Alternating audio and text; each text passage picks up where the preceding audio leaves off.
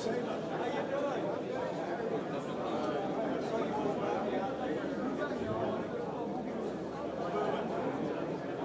do you do CW at all anyway? And now we have like a plethora of different ways and different trade-offs about how to do it. So you're kind of living in the golden age here, and it's getting better and better. But right now, a lot of people use the WinKeyer or a WinKeyer emulation to do CW with good timing, you know, good performance, rather than trying to send CW through a serial port, which can have timing issues and some stutter and things like that. So the WinKeyers are a real good solution, and a lot of remote systems architect those in because they're supported by the logging programs. They do perfectly timed CW, and they work very well, and they're not very expensive. So we got about 3 more minutes. Let's see. Anybody here from North Carolina? Should I have Eastern or Lexington barbecue? They told me that would be a good Q&A, but all right, this is apparently not a North Carolina crowd. Any other questions here? How many people currently have a remote station running? All right, congratulations. That's pretty good, about a third of you, I'd say. That's fabulous. You can show us your scars and your problems later. And I think you'd all agree that it's a lot of work to get going the first time, but after that it's a lot of fun. And then you kind of say, gee, I wish I'd known that last year before I got into this, So that's what we're trying to do today, help you get things working without, I know, I see that. He's working on it. What we're trying to do is help you get things working without running into the same old problems, because the problems are often the same. All right, we're back. We're here to try to help you solve these problems without having you run into them the same as other people already have. We kind of try to learn from each other, and that's what a ham radio community is about.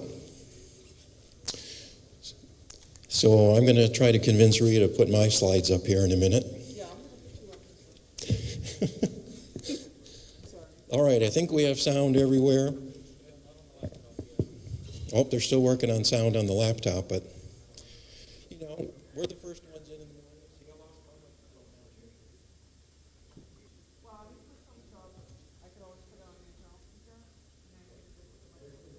Only if I have a microphone. He's working on it. All right, any other questions? Yeah, here.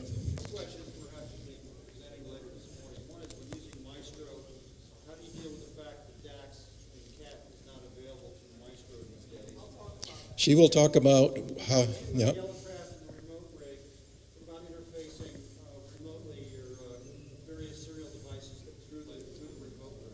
So when you're using a remote rig, oh, cool, we got audio on the laptop. We won't talk about that a lot, but when you have a remote rig box, you actually have 2 serial ports in that remote rig box. And one of them, if you're using an Elecraft, gets used up for Elecraft functions, but you can still use the other serial port, either for logging or amplifier control or rotor control.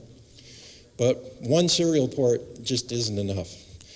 So you can also buy other boxes that do serial ports over the internet, or you can set up your software so it provides like a web page or a web interface and control things that way. So you kind of have to decide which you're most comfortable with and go down that route. There's one device that Remote Rig makes. It's about 12, 16. Yeah, so Remote Rig sells a lot of extra boxes that do rotor control and amplifier control and switching. Also do remote USB. Yeah, so the other Remote Rig products are a good answer. I thought they were kind of expensive, but then when I figured out how much time and effort I'd spend, they're actually a pretty good value.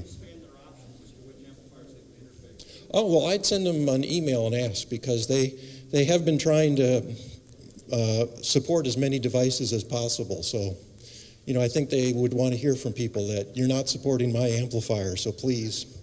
Because it's just mostly a configuration change. It's not that they have to redesign any hardware. They just have to change their software configuration slightly. Okay, oh, my slides are up. Can you put it on presentation mode? And you want me to push the down button or should I? Here. Go ahead. High-tech over here. Rhea says we're high-tech. She may be, I'm not quite. So good morning. Thank you for coming here first time. I'm Mark, K6 UFO. They call me Mork, at least Mindy does anyway. And this morning we're going to talk about just a brief overview of various ways you could do remote operation. And then most of the time we're going to listen to Rhea and to RJ tell us about the Flex Radio solution, because of the various solutions, it's very integrated, very simple, and you really ought to hear about it, because even if you don't decide to become a Flex customer, it gives you an idea of how well done it could be these days, how simple and integrated and kind of out of the box, plug it in and it works. Simple things can be these days. So I've been very impressed, and we're going to hear about it later. All of my slides are on k6ufo.com, and Rhea's slides are there too, so you don't have to write everything down. You can just go there and get the slides later. Let me see if okay, yeah, just had a little bit of a delay. So basically there's a... He's getting another microphone, because this one seems to have a weak connection. There's basically 4 different ways people have been very successful building remote stations. And I'm just going to cover those briefly, and then we'll talk about the Flex Radio method. The first one is to use everything in a web browser. The advantage of that is almost everything can run a web browser these days. And kind of the big example of that is remotehamradio.com, where they run very good stations, and it's all run from a web browser. I mean, that's kind of the gold standard of how well everything can be integrated into a web browser interface. You can also do this on your own, though, if you have a... okay, I got to watch where I stand here. You can also do this on your own, because a lot of programs provide a web interface, or they provide a little widget of some kind that you can access through a web browser interface. And I put some of the examples up here, like, we already went, yeah, so like all the control by web products, which have relays and switches and monitoring equipment, all has a web interface. All the Green Heron software has a web interface for you to use. Green Heron can control your rotator, your antenna switches, etc. So you could build your own system where everything appears on a web server and you access it through a web browser, but that requires you to have a little more programming skills. But it could be fun for you.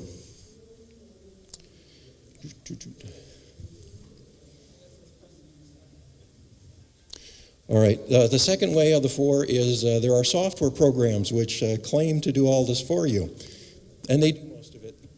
RemoteHams.com is a very popular one. It's really both the programs and a whole community of stations and users that use the Remote Ham software. So you can actually get a lot of user support that way if you're on RemoteHams.com. And there was an article in QST in April that you can read about that, April last year. The ICOM RSBA1 remote software is very popular, and from what I've seen, it works very well when I tried it, and a lot of the ICOM users are very happy with it. ICOM does charge you money for it. I can't believe that, but they managed to. And you basically have one of the ICOM radios, plugs into a computer in the shack, and then you run ICOM software on your remote computer or laptop, and you can control your ICOM. The newer models, like the IC7610, actually plug directly through an Ethernet connector in, and you don't necessarily need the shack PC. You probably do need the shack PC for other things like the rotators and other devices. The third way out of the 4 we're going to talk about is remote desktop software, also called a VNC, or they have a lot of different names. But basically, you set up your shack PC however you want it to run everything in your station. And if you have your shack and your station set up so you can run everything from the shack computer, you can then go remotely and access that shack computer just as if you were there. All the remote workers in the IT industry use this all the time to work from home. And the advantage is that the programs you use don't have to know anything about remote operating. They don't have to know about the internet. They just have to run on the Shack PC. So you can run things like your favorite logging program or whatever kind of DX chasing software you want to use, even if it doesn't care about remote operation, because you're just basically taking your laptop and looking at the Shack station just like you were there. The real downside here is this probably takes the most bandwidth, the most highest data rate. But these days, if you're on a good Wi-Fi connection, this will work fine. If you're on a wireless data plan, this probably isn't the way to go. The fourth of the four ways, I guess I have to say 4A and then 4B, is remote front panels. And the remote rig boxes do this really well for Elecraft and a lot of other radios that have a detachable front panel, or radios that are set up to operate as a twin, where you control one of them and it controls the remote radio. These remote rig boxes are a little difficult to configure the first time, but then they work very reliably after that. Once you got it set up right, they're very reliable. And you can actually use these without any Shack PC or any PC anywhere. All you need is to have these remote rig boxes in your connection. And then our 4B methodology is what Flex Radio is providing. And the Flex Radio systems are all set up to operate from a computer. And in fact, they're all set up to operate over the internet now. So our special speaker is Rhea, and to our she's a Flex Radio Community Elmer. She's a very busy contester, DXer. She does all kinds of things in amateur radio. I heard a rumor that she might be trying to run for office in the ARRL one day. That should make her wince. And she's such a helpful person in the Flex Radio community that I knew she'd be the ideal speaker to tell you about the Flex Radio solution. And then we'll have some time for questions and answers at the end. Okay, let me see here. This should just come up. And I should be able to do this. We're all about remote operation, right? Unfortunately, Apple doesn't do it as good as Flex. All right, I just had to throw that in there. All right, perfect. Okay. So, all right, good morning, everyone. I'm Rhea, N2RJ. I've been licensed since 1997, which is just yesterday, I've been told. And I got interested in amateur radio in high school. And I think every kid who gets interested in high school and stays interested will probably end up being one of us later on, 20, 30, 40 years down the line. All right, so I'm here to talk about SmartLink, which is Flex Radio's turnkey solution for remote operation. And when I mean turnkey, I mean truly turnkey. You just buy the radio, plug it in, set up, and you're going, okay? And this guy, you know, he specializes in that.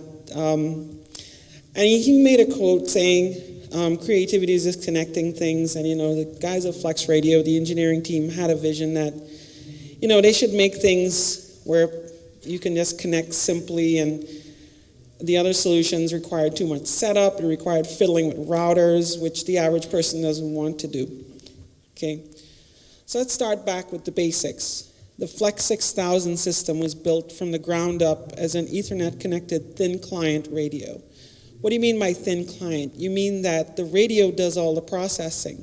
Software-defined radio, but it sends data in a usable format to the end user client. The advantage of this is that unlike some other SDRs that basically send a fat data stream to the client, this one sends audio, pan adapter tiles, and control signals and receives the control signals back. With this, you can do some very interesting things. What we're going to talk about, one of those interesting things is remote operation. So along with this came some other developments. Marcus Roscosh DL8 MRE developed an application called Smart SDR for iOS. Don Agro forgot his call sign, I think it's VA3 VRW developed Dog Park SDR. And Doug developed XSDR 6000. It's in GitHub. Check it out. It's promising. Then Flex said, you know what? We changed our mind. We don't want to be a knobless radio company. Hams want knobs, so we give them knobs with a Maestro. So the Maestro is basically a knob radio console. So it makes an SDR look like a real radio, right? Because real radios, well, they say real radios glow, but real radios have knobs too. And then they had a partnership with Ranco 403A. Anybody here work Ranco in any contest or DX? From the big signal from Montenegro. So he's a very talented telecommunications engineer, and he developed the Power Genius XL amplifier, which is a dual LD-MOS amplifier, full legal limit, and then some. And he's also developing a tuner, the Tuner Genius, to go with the Power Genius XL. And then there's more coming, some of which I can't talk about. So this is my station. You can see here you have the Power Genius XL, right? And then you have the Maestro there. You can see the Maestro with the knobs. So I could basically sit in front of this. I can twiddle the knobs. I can log on the software on the computer. But you know what? I'm busy. I work for a living. I work nights sometimes. I take vacations. I'm human. And I want to be able to work, I don't know. If North Korea decides to come on one day, I want to work them. I don't want to be away from my radio. So with this in mind, Flex used to, before the whole SmartLink thing came out, people would have VPN access. So we would basically set up Raspberry Pis as VPNs, and that worked for a lot of people. Unfortunately, most hams are not really keen to fiddling with Linux and fiddling with routers, and it becomes very tedious. So I did a lot of help with people setting up their Raspberry Pis, and it was nice, but they wanted something simpler. And of course, it didn't work with the Maestro. So you don't have knobs, right? You want the knobs, unless you add a second Raspberry Pi, and that had a host of issues, so that wasn't workable. So you know what? Enter SmartLink, okay? With this system, you can basically, with just a radio and internet connection, you can access your radio anywhere in the world, well, most anywhere in the world, I'll talk about it later, with just a radio and internet connection. You can log in, it's built up with security, meaning that, some hacker is not going to take over your radio and broadcast, I don't know, Radio Free Dayton, fight the people kind of thing, with your 2 kilowatt amplifier. You have to basically verify that you can physically access the radio with a PTT press. And you can use their social accounts like Google or Facebook, and you can log in with that. So you don't have to remember an extra password. With that, you can use multi-factor authentication. So you type in a password, and it says, look at your authenticator app and type in a code. That's it. And as we mentioned, CW, with the ability to use Maestro, you can use the knobs, and you can also have a real key, a real paddle. The Maestro has a hardware WIN keyer built in. It communicates over the API. So you can use either a straight key or a set of paddles, and it works beautifully. There are some limitations at present. I cannot say if or when any of these will change, but right now there's no DAC support with the SmartLink, meaning that you can't establish a SmartLink connection and use DACs. That may always change, but that's the way it is now. So DACs basically is the virtual sound card software from Flex. So when you get a Flex radio and you set it up, you have DACs, which is, it creates some Windows sound devices. And those Windows sound devices can interface to any software, like you have your WSJT. I'll be doing a presentation at Ham Radio 2.0 tomorrow on WSJT. You can even use DACs for voice keyer with your contest logging software.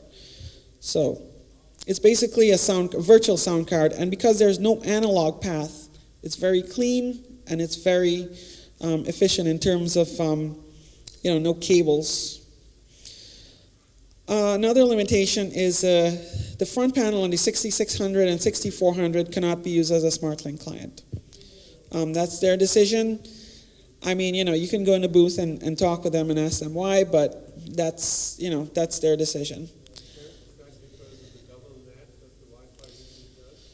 No, I think that was just a design decision they made. I can't use remote rig with the NNT, double NNT. Yeah, so the carrier grade NAT, as I was talking about, that is double NAT. You cannot use it with the carrier grade NAT on the server end. If you have it on the client end, like most smartphones are actually double NAT. What if I have a fixed IP? Well, you Going through the Wi-Fi, can I still connect to it? on the client or server end? On the server. On the server end, no. You must have just a single NAT or a public IP. But what if I have a fixed IP and that's not bypassed on the web? If you can port forward, yes. If you can port forward all the way down, you can do it. I can still use it. Right. If you can port forward all the way down. Okay? So that's a good point. Let me go back to the previous slide. Let me see here. Slide 8. Slide 7. Sorry. Okay. Yeah, so no router configuration. So it uses something called UPnP, which basically would automatically poke holes in the firewall and then close the MAC when it's done. And you don't have to use that. You can manually configure the port forwarding for more complex situations. Like one time I set up a system for somebody in an RV park. He was sharing his RV internet with the park. They allowed them to port forward to him and his router. He port forwarded down, and he was able to work with that. So that's possible too. But in Germany and other places Yeah. in Europe, they won't allow you to do that. No, well, I mean, yeah, you run into that limitation. That's going to be with any remote system. Okay, so what do you need for this? You need a Flex 6000 series radio. You need a 6700, a 6700R. You can see a list of models. 6600 is a new one. 6500, 6400, 6300. You can't use it with the 5000 and 3000 or those older radios because they're a different architecture. You need version 2 of Smart SDR, and that's basically, if you bought a limited edition radio or you bought one of the new radios, you get that included. If you have an older radio, you pay a license fee of $199, and that's good for all version 2. And then you need the internet connection without the carrier grade NAT. And your router must support port forwarding or UPnP. And then, of course, you need a client. You need one of these. You need an iPad, which I have here. Or you need a Maestro. Or you can use a Windows PC, or you could use a Mac. Come on, Siri, I don't need you now. Unfortunately, no Android. Somebody has to develop an Android client. Do you develop Android? Anybody develop Android? You might be interested in making a client. So as far as security goes, all connections via TCP are encrypted via TLS. And then the authentication could support multi-factor authentication. So how does it work? So you sign in basically with your SmartLink account. You can sign in socially, or you can sign in with just a regular account with your email and password. And that account is to a cloud app at Flex Radio. They use a cloud service. Then you pair your radio to your account. So you basically have to select SmartLink setup, and then it'll prompt you to press the PTT on your radio, and with that, you're paired. Okay, and then it's done. You get an audio tone, like a magic wand being waved, and you're done. It's beautifully simple. So this is basically how the screen works. You see a left side where you sign in, and then there's a register button there, and then you can see the radio. There's a test button down there, and there you could select the type of port forwarding. The automatic one uses UPnP. The manual one disables UPnP and you can use just manual port forwarding. So this picture is of me in Times Square on my way to work. You know, I just pulled it out and figured, let me see what the band is. I was just having breakfast out in Times Square for some odd reason. I just took a snap of me and my iPad there. Okay, and then so you sign into your SmartLink account on a remote device. You click or tap the radio, just as you do connecting locally, but it'll have a little SmartLink icon next to it. And then what happens is, when you initially do the setup, the radio will send the information to Flex saying, well, this is my IP, and I'm ready to accept connections. This is my model radio. And then the app will say, okay. When you connect from the client will say, hi, I'm logged into this account. What is, this radio's IP? And then the app says, oh, okay, the radio's IP is this one. Okay, connect here. But hold on, let me authorize it. Then I authorize a connection. And then it says, okay, you guys, have fun. I'm done. And it connects, and then the cloud app is not connected anymore. Once you disconnect, that connection's closed off. So it's a similar workflow again. You log in, and you disconnect. These are, for the demo in the Flex Radio booth, we have a number of radios from alpha testers, such as myself. And we have radios from as far away as California and as far away as Germany. And we have mine in New Jersey. We have a couple of them in New Jersey. We have in Florida, Georgia, so you can you can click around and test.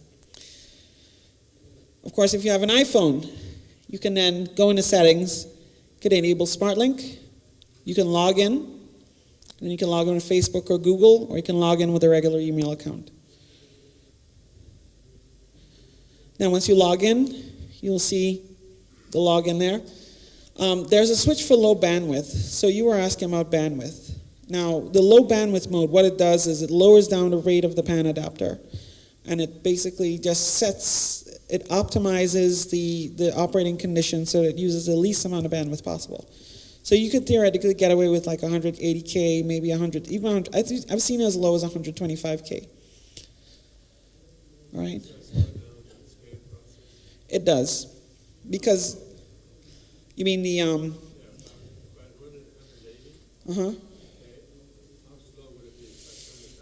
the rate, no, that's not going to change. You can turn the dial, it'll turn normally. What slows down is the waterfall. The waterfall is a major consumer of bandwidth. Yes. And here you see all the radios. I blacked out people's IP for their security, but I left a few, the first octet, and you can see these are real IPs. Okay. So it's pretty simple. Yes. So the Mac OS client actually. I might be able to do it live here, as I have a Mac here. But basically, you just go into settings and you enter the SmartLink information, and then when you start up, it'll prompt you with a chooser. Dog Park SDR. There's one called Dog Park SDR. There's also one in development called XSDR 6000. And the author of that is right here. He's Doug, you can ask him more information about his. He has the code up on GitHub too. Yes. You could talk to Don about that, Yeah, Don has put in the SmartLink bits in there. And it's actually not hard to add in the SmartLink bits. It's an open API. Okay. Did that answer your question? Okay. All right. So let's keep it legal, right? Because, we want to make sure. My main concern is if I make a DX contact, I don't want, ARRL saying, well, you made this illegally. It can't count, Too bad you worked North Korea, but it wasn't legal. So, per FCC rules, your radio must stop transmitting if the control link dies. This means that if you lose control of the radio, it must stop all transmission. And this happens, I think, within 30 seconds, or maybe even less. You run the control point at the remote end, right? You can optionally add other control points yourself, but the built-in control point is at the remote software end. If you're not connected, the radio will not be functional. If you let others use a station, obviously, you verify that they can legally operate. There was one guy who pirated a call sign, I think, for 10 years, and nobody bothered to check his license. And then they figured out one day, yeah, his license was not issued. So, but it's always on you to verify that. And then the last one is if, a CEPT operator can operate if they're boots on the ground anywhere in the U.S., which I'm going to demonstrate with that. And they cannot operate if they're remotely overseas. But they can get a U.S. license. There are VE sessions all over the world now. Okay? So worldwide, it varies. I can't cover all use cases worldwide. Some may prohibit remote operation entirely. Some may require a special license. I think in the UK they don't allow foundation licensees to do remote. And then some regulate encryption. Can anybody tell me which country regulates encryption that they know offhand? China, yes.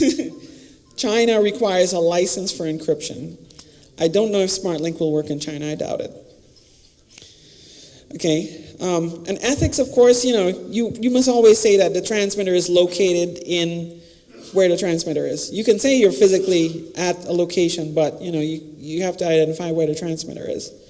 And then, like DX awards, they're largely on the honor system.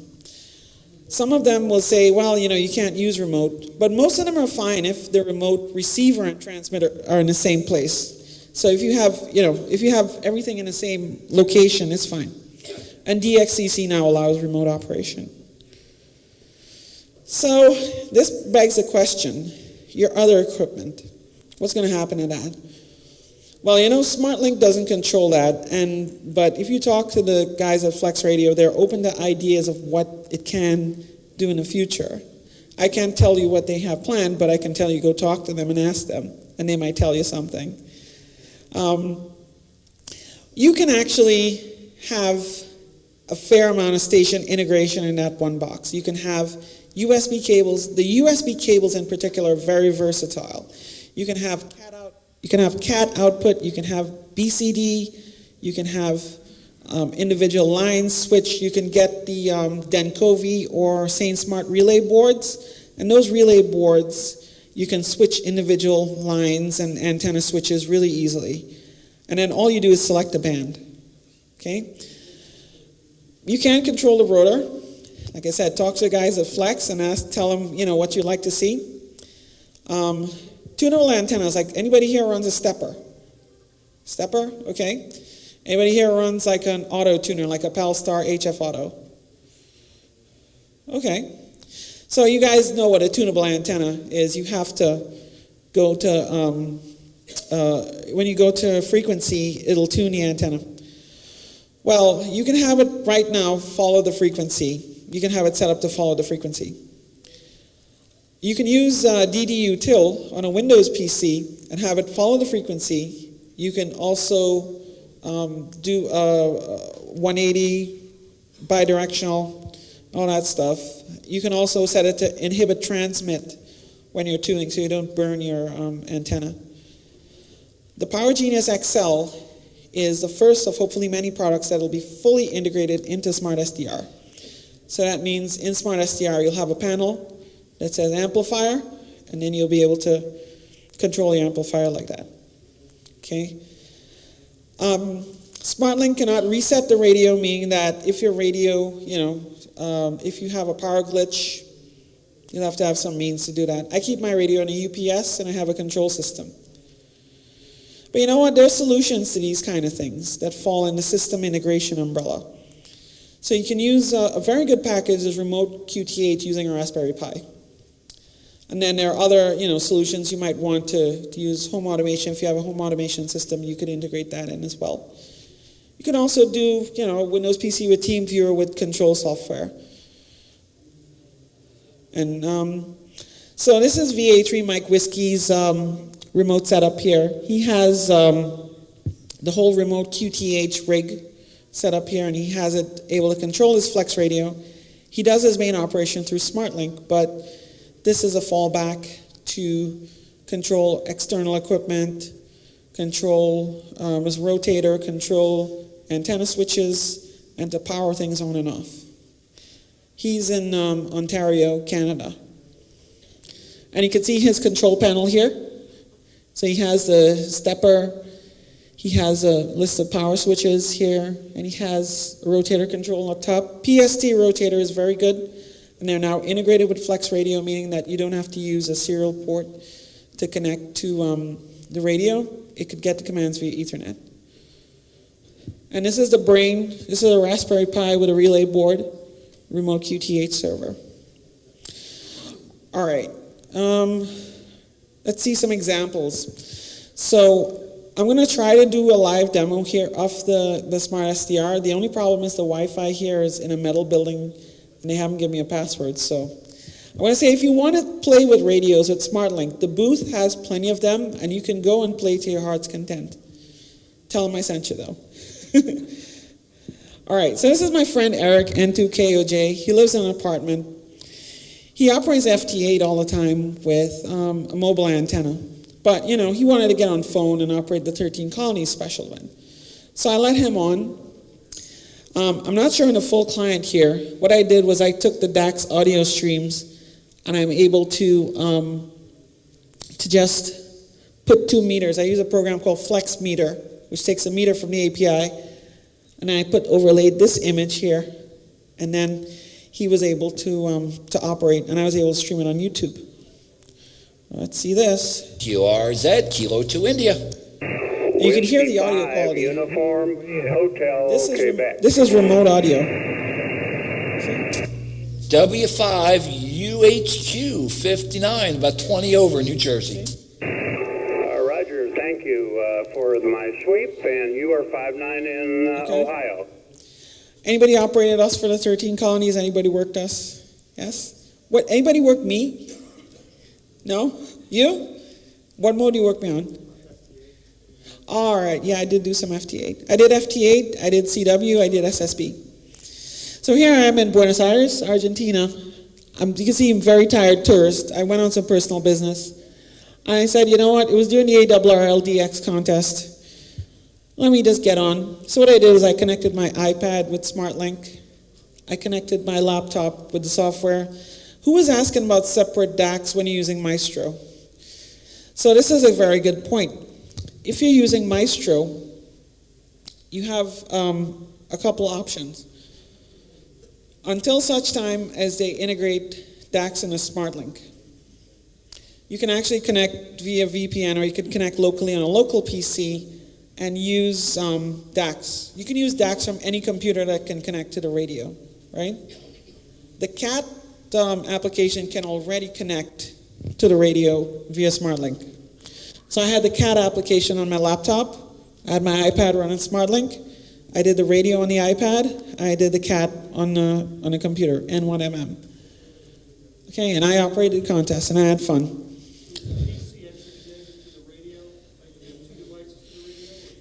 Yes. You can have one device that shows a pan adapter and waterfall, and you can have any amount connected that gets CAT and audio data. Okay? So this is the next one. This is, anybody know this lid? This is Alan, Echo Alpha 3, Hotel Sierra Oscar. Very, entertaining guy. He does filmography, film production. He came to New York, and his schedule is so busy, he couldn't come to my house to operate. So I said, you know what, jump on a remote and let's play. So he has his iPad. He logged in via SmartLink. He has his laptop there to log. And you can see him operating SmartLink there. Now, as I told you, the Power Genius is fully integrated. So what happens next is, I'm here listening in New Jersey to him talking on my Flex radio with the Power Genius. Whiskey Delta 4, Delta Delta Charlie, you're Power 9 Plus with me, and the name's David, and the city of Charlotte, North Carolina. Beautiful. Thank you very much, Dave, for coming back to the call, and have a great weekend. Good DX, my friend. Bye-bye. 73. Yep. 73 is QRZ Whiskey 2/Echo Alpha 3 Hotel Sierra Oscar. Okay. Kilo Alpha 9, Mike, Yankee, Foxtrot. Hello, Rob. Thanks for returning the call. The name is... Okay. Sorry, disconnected here. Yeah. So that was, remember the exception I told you about if for a CEPT licensee, if they're physically present in the U.S., they can operate a U.S.-based remote. So that's what I have here. I'm going to try to do a live demo here, but the Wi-Fi situation's a little iffy. This is my contact information if you want to get in touch with me. You can also stop by the booth and they'll be happy to show you a live demo. Yes, sir. Yeah.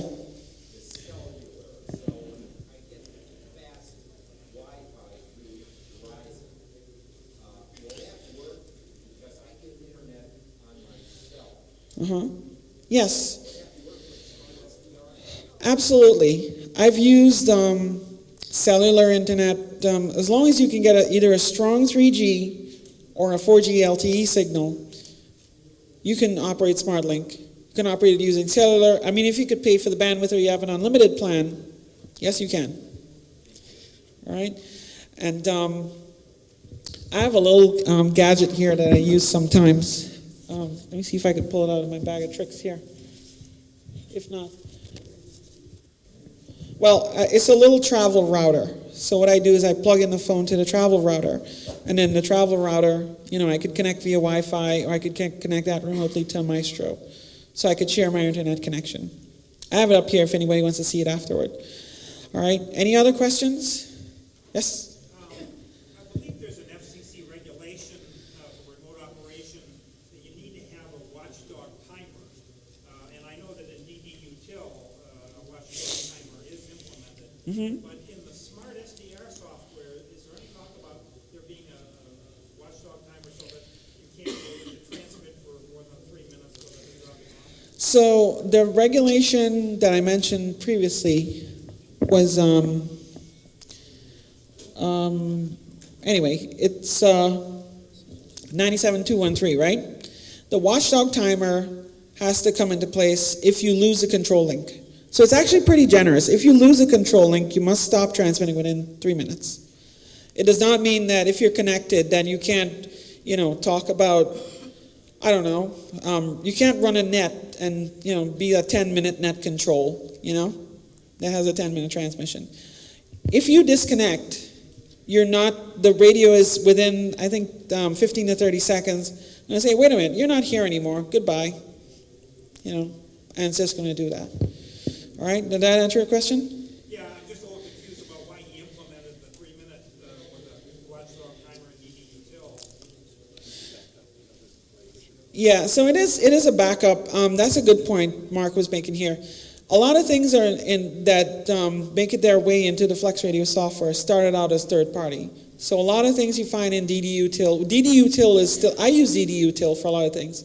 DDUtil is a very good package to control your radio, but a lot of things are now being developed by Flex Radio. They see these ideas in the third party software and said, you know what, we could do that and make that more beautifully simple. So that's that. Yes?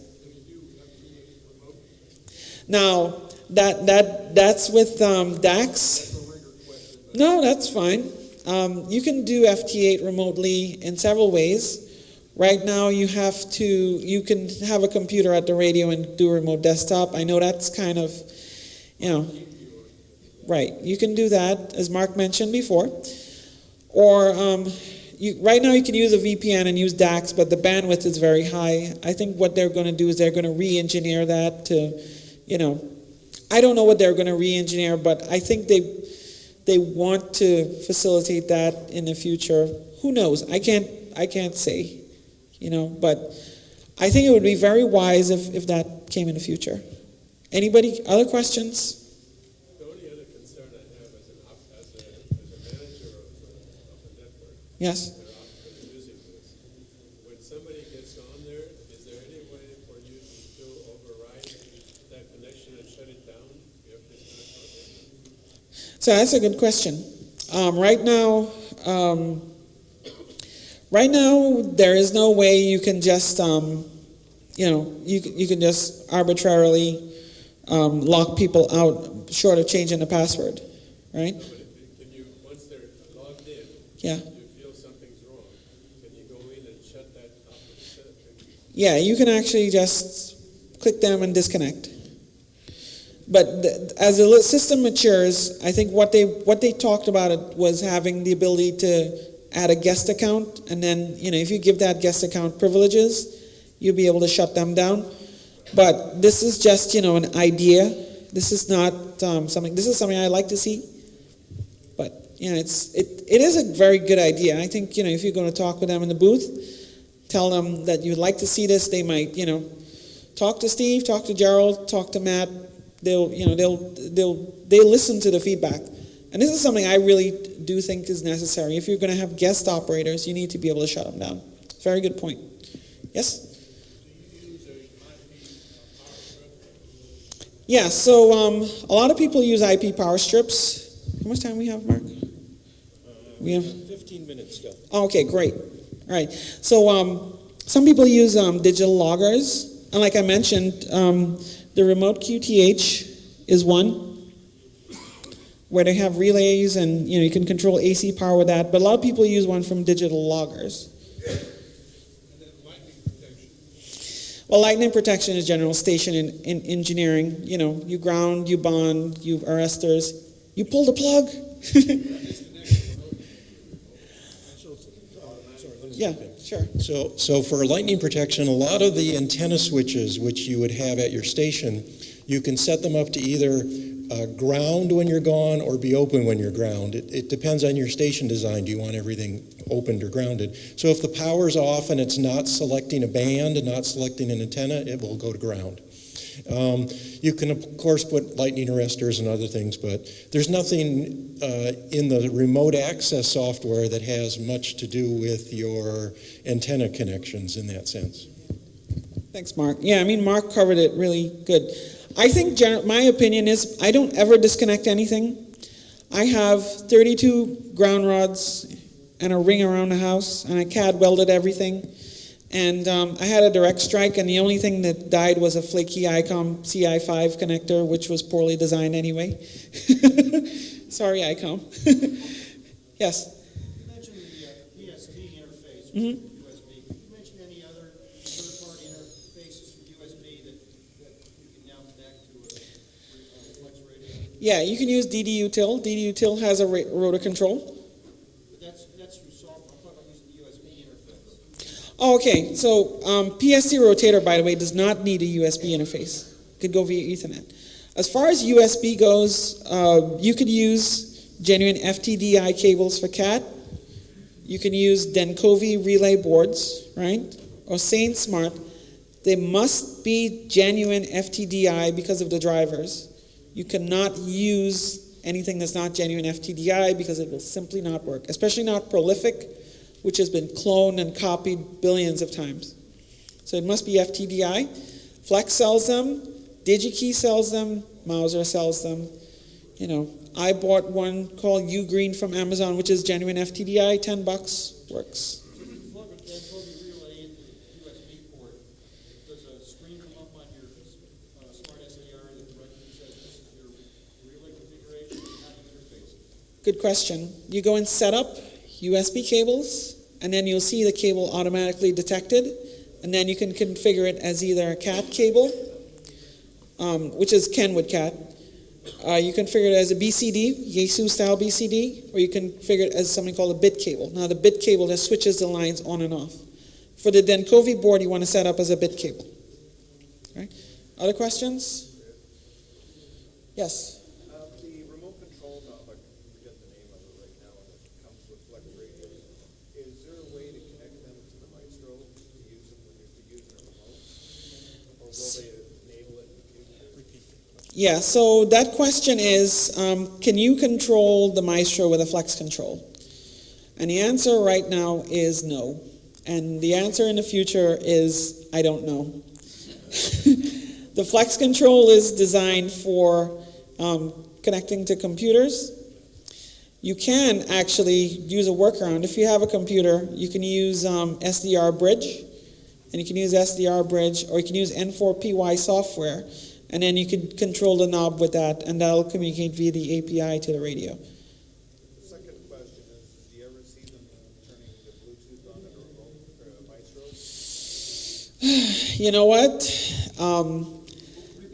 Yeah, so let me ask, he asked, are they ever going to turn on the Bluetooth? I don't know. And if I did, I can't say, but the answer is right now that they don't have the Bluetooth on. So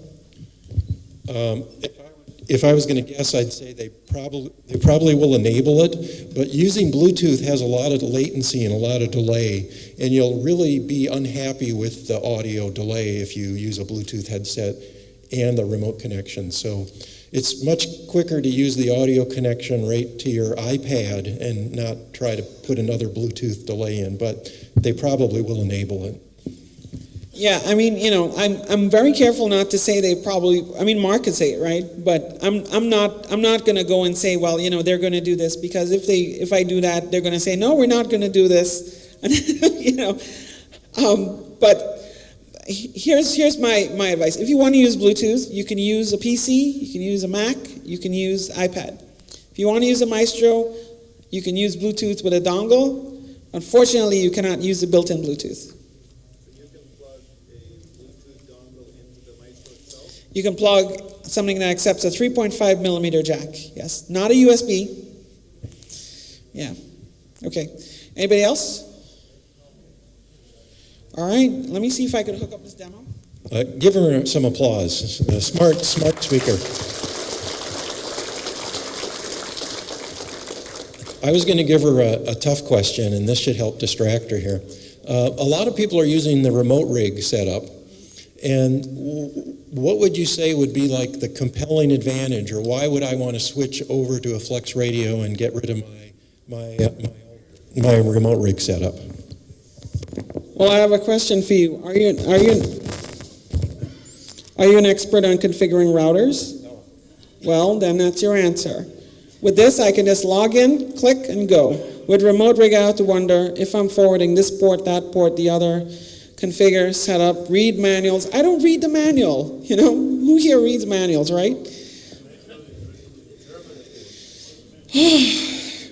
You know, well, I have a word for that in German, but I'm not going to say it here. It starts with an A. You work on that. Yeah, one more question here. I have a 7610 ICOM. Is it that easy, or do I have to do the port forwarding and all that? So the ICOM 7610, which you can now plug in and use with the ICOM RSBA1 software without a PC. My understanding is you don't have to do port forwarding and other things, but it's very new. It's only been out a couple months, and so I haven't seen it directly. And I'm gonna go to the ICOM booth and make them show me. I think you might be unhappy because there's other station control you're going to need as well. Getting your radio to talk over the internet is, in some sense, the easiest part of the job. Getting your audio over the internet well is kind of like the next toughest. And then getting everything else in your shack to work over the internet is what goes on forever and ever. And there's always changes. So getting your radio working is always a good first step, and I think ICOM and their software does that well. But right away, you then start to say, well, now I want digital audio so I can operate FT8, or I want to control rotators. What do I do? So ICOM's got the radio on the internet, but I don't think they've thought about the rest of the station system yet. Any other questions? I know my friend Mitch was upset when he heard about why remote rigs are tough to set up.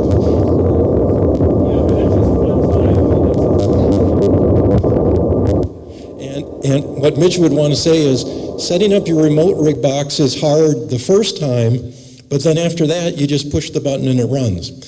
But that first setup can kind of be tough, and you find someone who already has a remote rig and they help you do it, and you can usually get through that first connection. One comment about remote rig. Yeah, comment about remote rig. Remote rig is very reliable, and I would say that too. Once they're set up, they just work and work for like probably years at a time without a problem. We have remote sites in ranches that take hours to get there, and Okay, we have like 8 minutes, so let's see if Rhea can do a little demo, and then if we have time, we'll do more questions. All right, so here you can see I've logged in already, right? This is the Flex Radio demo account. We have a bunch of alpha testers with their radios. You can do this in the booth, by the way. You can go in the booth and you can connect any of these radios and listen. Now, if I go to my radio, somewhere down here, see if you see my call sign. Austin, Cedar Creek, Bob King. Here we go. High Point, New Jersey. I can do a regular connection or I can do a low bandwidth connection. If I do the regular connect. What's the definition of regular in terms of uplink requirements? Regular basically is,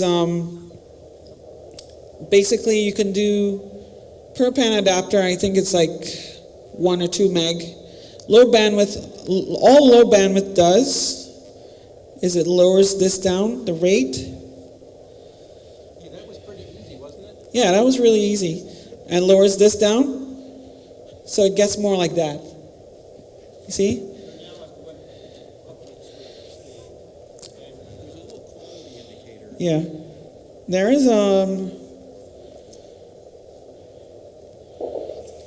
so you can see there 77 kilobits per second. It's not bad at all. See? Now, the part of the drop packets is because of the Wi-Fi quality. If I turn it all the way up, and you do a quality indicator. You know, this is the audio. Let me go to CW signal here. You see?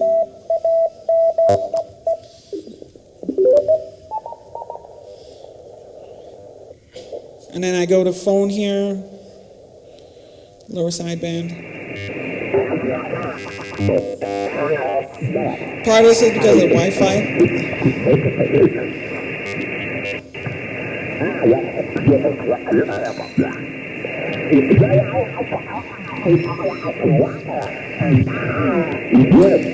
See? We're in a donut hole. Everybody around us gets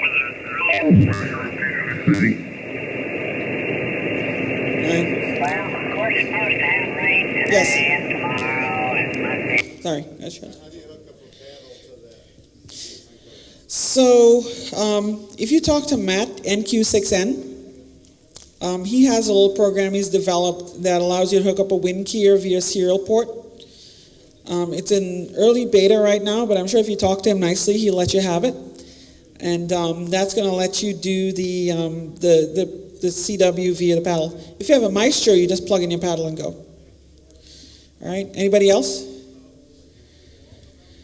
All right, Mark? That was really impressive for only 77 kilobit per second data rate. I mean, you had the display, you had the audio. She could tune, and there was a little bit of lag in there, but that was incredible for, you know, like a dial-up modem speed. Yeah, the Wi-Fi. So basically his question, I'm sorry I didn't repeat it, was, you know, can you do CW on a PC? Right now you cannot without the software, but Matt NQ6N has developed a piece of software that allows you to do that. So then you have a hardware WinKeyer plugged into your laptop, or it's just software? So he asked if you have a hardware WinKeyer plugged into your laptop. If you want to use a straight key, you could just use a straight key. If you want to use a paddle, you have to use an external WinKeyer. Later on, I don't know what Matt's going to do with the software, but if he, you know, whatever he decides, I don't know what Flex is going to do. Flex will tell you, get a Maestro and use a Maestro. Logging programs know how to talk WinKeyer as well. Yes, so the logging programs, for example, if you have N1MM, you can also connect WinKeyer emulation to that. And then you can go and you can connect the WinKeyer virtual COM port and just send CW macros and everything. You can also, let me see if I could do this quickly. Let's see here. Now, without a key or a paddle, you can do keyboard CW using CWX. Right? That's a lonely place to be. That's where I am. Let me see. Nothing, so Dan doesn't copy. All right, so I can do this. I can do live, you see? You see?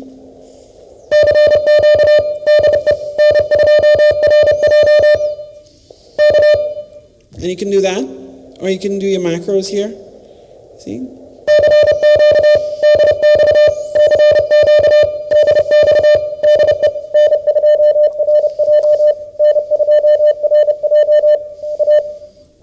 And you can do that, so. All right.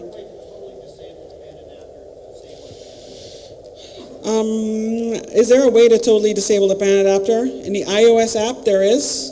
In the Windows app, there's not. But you can just basically get it down to nothing. And it's almost nothing.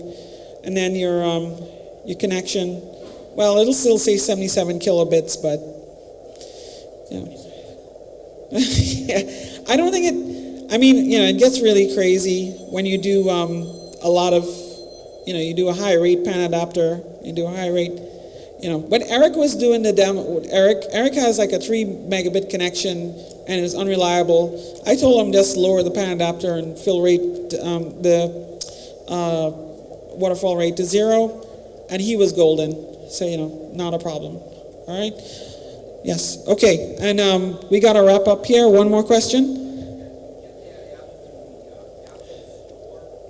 So, do you get the app through the Apple Store? You do download the app for free from the Apple Store. You see a demo mode. If you want to get the capability for Flex Radio Access, you have an in-app purchase. Once you make that in-app purchase, it's good for all your Apple devices on that same iTunes account. All right. Thank you very much, and thank you to Mark.